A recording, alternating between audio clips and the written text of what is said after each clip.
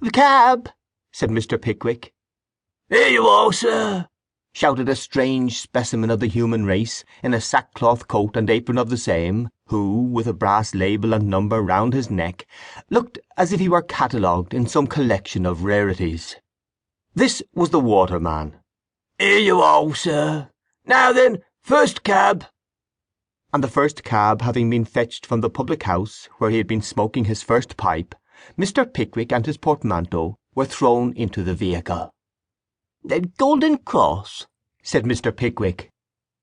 "Only a bob's worth, Tommy," cried the driver sulkily for the information of his friend the waterman, as the cab drove off. "How old is that horse, my friend?" inquired Mr. Pickwick, rubbing his nose with the shilling he had reserved for the fare. 42, replied the driver, eyeing him askant. "What?" ejaculated Mr. Pickwick, laying his hand upon his notebook.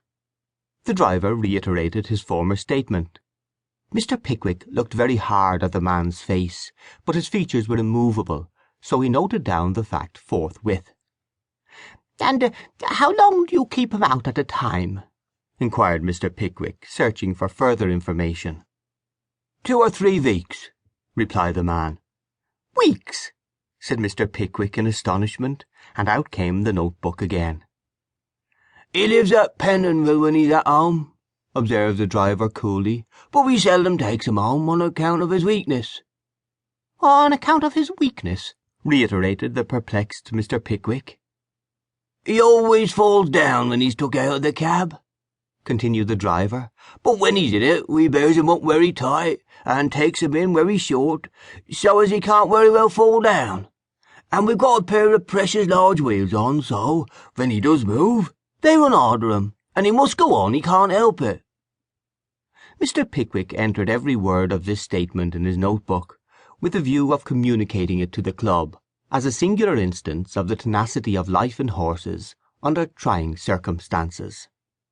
The entry was scarcely completed when they reached the Golden Cross. Down jumped the driver, and out got Mr. Pickwick. Mr. Tupman, Mr. Snodgrass, and Mr. Winkle, who had been anxiously waiting the arrival of their illustrious leader, crowded to welcome him. "Here's your fare," said Mr. Pickwick, holding out the shilling to the driver.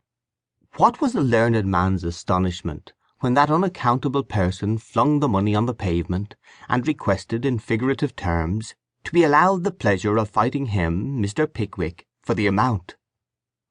"You are mad," said Mr. Snodgrass. "Or drunk," said Mr. Winkle. "Or both," said Mr. Tupman. "Come on," said the cab driver, sparring away like clockwork. "Come on, all 4 on ya." "Here's a lark!" shouted half a dozen hackney coachmen. "Go to work, Sam!" And they crowded with great glee round the party. "What's the row, Sam?" inquired one gentleman in black calico sleeves. "Row," replied the cabman. "What did he want my number for?" "I didn't want your number," said the astonished Mr. Pickwick. "What did you take it for, then?" inquired the cabman. "I didn't take it," said Mr. Pickwick indignantly. "Would anybody believe," continued the cab driver, appealing to the crowd, "would anybody believe as an informer would go about in a man's cab, not only taking down his number, but every word he says into the bargain?" A light flashed upon Mr. Pickwick. It was the notebook. "Did he, though?" inquired another cabman. "Yes, he did," replied the first. "And then arter aggravating me to assault him, gets 3 witnesses here to prove it. But I'll give it him if I get 6 months for it. Come on!" And the cabman dashed his hat upon the ground with a reckless disregard for his own private property,